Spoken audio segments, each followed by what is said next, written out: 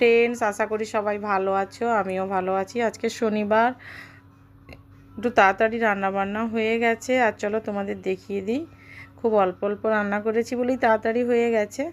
আর কি রান্না করেছি চলো, 2 রকম মাছ নিয়ে এসছে। শনিবার আমাদের এখানে কালীবাজার হয়, তো সেখান থেকেই মাছ নিয়ে এসছে।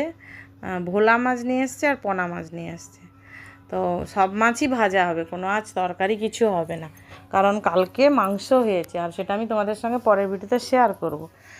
আর মাছ ভাজা হচ্ছে, আলু সেদ্ধ দিয়েছিলাম, পেঁয়াজ রসুন লঙ্কা ভেজে একসঙ্গে ভালো করে মেখেছি।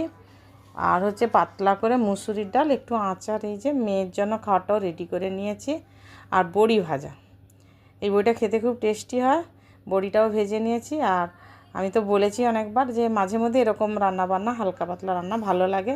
ভিডিওটা ভালো লাগলে লাইক করো, চ্যানেলটা সাবস্ক্রাইব করে আমার পাশে থেকো, সবাই খুব ভালো।